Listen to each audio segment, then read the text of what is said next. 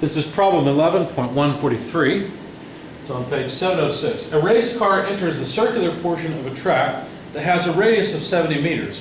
When the car enters the curve at point P, it is traveling with a speed of 120 kilometers per hour that is increasing at 5 meters per second squared. 3 seconds later, determine the x and y components of velocity and acceleration of the car. Okay.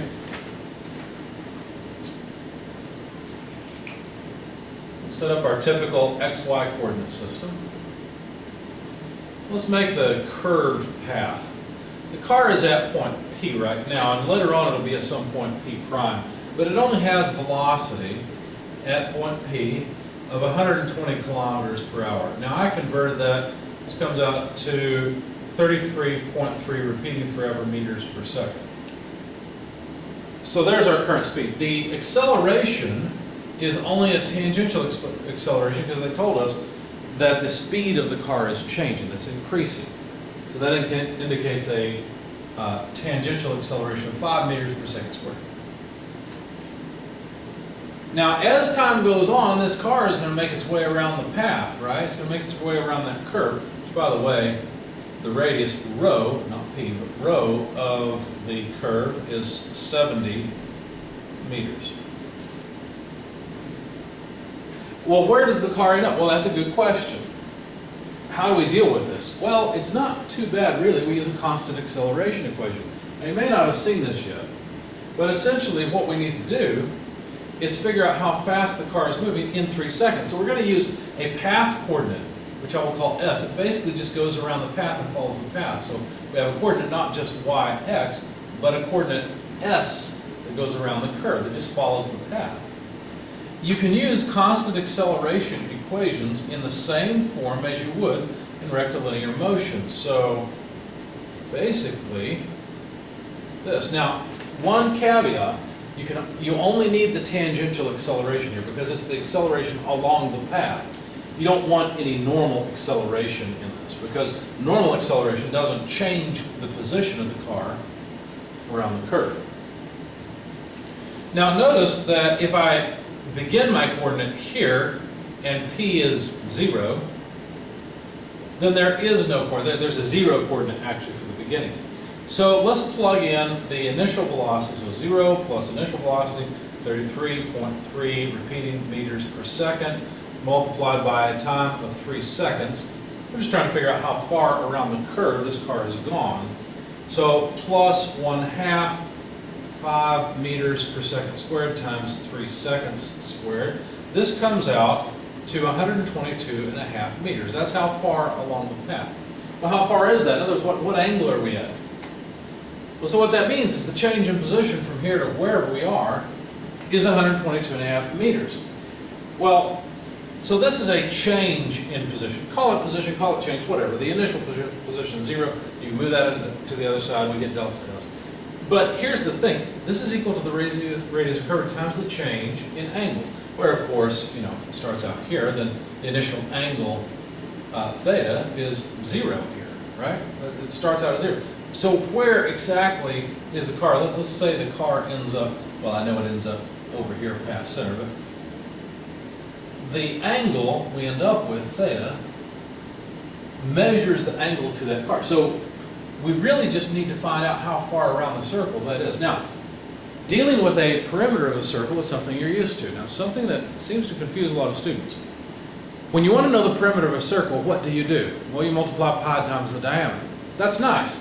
If this was a whole circle, I would multiply pi times the diameter, or 2 pi times the radius, because there are 2 pi radians in one circle. So if I really want to know how far something has moved, all I really need to do is multiply the radius by the change in angle. Now be careful, this has to be radians, because think about it. If this is 2 pi radians, it's 2 pi r, and that's the whole perimeter of the circle, isn't it? But I don't have the whole circle, I have some fraction of it. If you have half of it, well, that's going to be pi radians instead of 2 pi radians, right? And you get half of it. So my question is, how much change in angle is there? Basically, let's rearrange this and say delta theta equals delta S divided by rho. So the change in the S coordinate, it just moved an arc length of from here to here of 122.5 meters divided by a radius of 70 meters. And when you take that ratio, you get back this angle. I'm calling it delta theta down here. That's really wherever we are here, P prime. Theta minus theta naught, which is just 0, so delta theta. It's just this angle from here to here. That comes out to 1 3/4 radians. Now, if you're wondering what that is about 100.27 degrees. So that's why I went past 90 degrees here. Okay? Now, at this point, at P prime, the car is going to have some velocity, Vp prime, like that. Okay? Now, let me make another sketch of this. Let me pull this off so I can see it. So the velocity is something like that. I'm exaggerating the angle, of course. I'm going to draw this line as well. It's at a right angle, so that I can figure out where all my angles are, because I know that this angle here, it's not 1.75 radians. 1.75 radians is from here to here. It's 1.75 radians minus pi over 2, because from here to 90 degrees is pi over 2. So this angle is 1.75 radians minus pi over 2. These are in radians. Okay? Therefore, that same angle is right here. Okay? It's both places. Now this helps me because I want to actually deal with velocity and acceleration in the Cartesian coordinate system. All right, so what do they want to know? They want to define the velocity as a vector after the 3 seconds have elapsed. Notice something important here.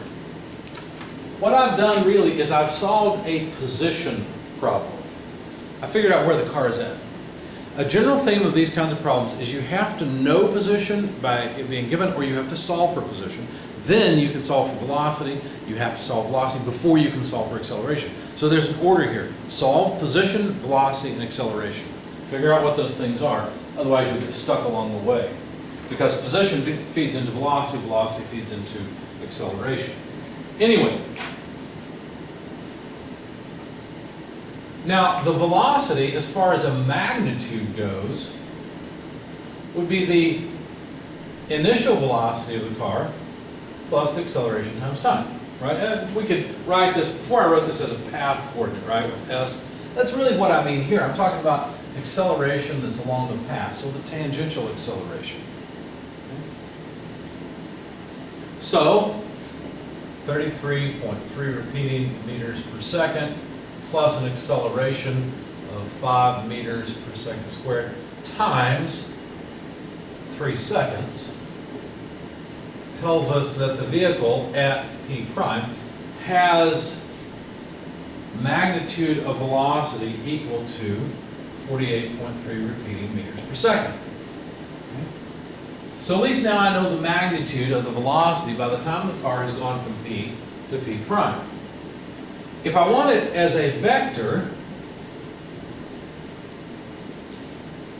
then that would just be the magnitude, 48.3 repeating meters per second, times what? Well, times a direction vector going that way, having a negative x and y component, you see.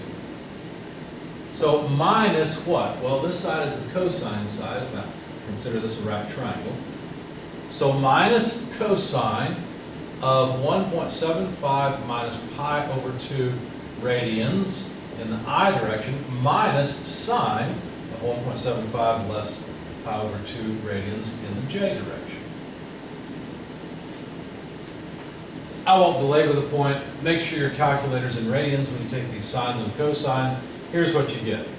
When you multiply 48.3 by negative cosine of that angle, you get negative 47.5593 or so I. You multiply 48.3 repeating times its negative sign, you get minus 8.6152 J, and these are both meters per second. That's one of the things we were asked to find, is the velocity of the vehicle as a vector when the car reaches that point. What about acceleration?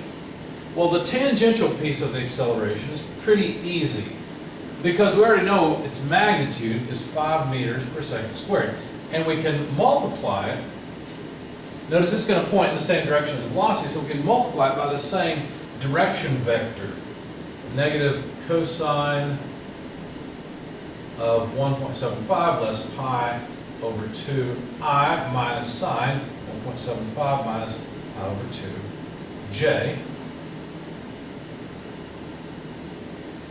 And then when you plug that into your calculator, you get negative 4.9199, almost 5, I minus 0.5 times sine of this angle, 0.8912J, and these are both meters per second squared.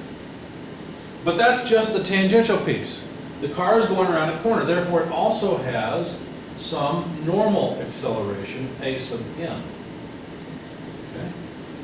What's the magnitude of the normal acceleration? Well, the normal acceleration is just the tangential velocity squared divided by the radius of curvature. Yeah, that's 48.3 repeating meters per second, quantity squared, divided by 70 meters. That comes out to about 33.3730 meters per second squared. So there's the magnitude of the normal acceleration. Okay. Well, I think I'm going to need some space, so let me get rid of this while I'm thinking about it.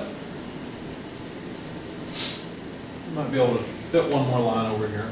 So then the normal acceleration as a vector, well, how will it point? Well, it's a little bit different, right? It points like this, along that line towards the center of curvature. So since our angle is here, now it's going to have a positive I negative j component, and that's the x component is going to be the sine side this time, right? Because if you think about the right triangle now formed by what we're considering to be the normal acceleration, I don't care about the rest of this now. I can make a decent A. There we go. Well, then this side is the horizontal side, but it's opposite the angle, therefore it's sine.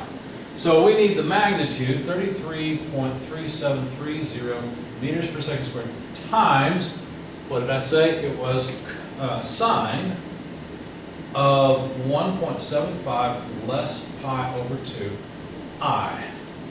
Right? That's that piece. Now we need this piece, the vertical piece, the negative j piece. So that's minus cosine of 1.75 minus pi over 2j. Okay? Now, when you plug those numbers into your calculator, you'll find that the normal acceleration is about, or is approximately 5.9486I minus 32.8386J. And those are meters per second squared. So the total acceleration at point P would be the sum of the tangential and normal acceleration. So all we have to do is add by components. So we take 5.9486 and subtract 4.9199, take negative 32.8386 and subtract 0.8912. When you do all of that, you find that the acceleration of the car at point P is 1.0287. Let's see, make sure that makes sense. We're just adding them together. Oh, I'm looking at the wrong place. Yeah, that makes sense. We get a number greater than 0, and that's in the I direction. And then, yeah, both of these are negative, so it's an even larger negative number, 33.7298J meters per second squared. So there's the acceleration of the car by the time it has reached point P prime, which takes 3 seconds from when the car is at point P until it is at P prime.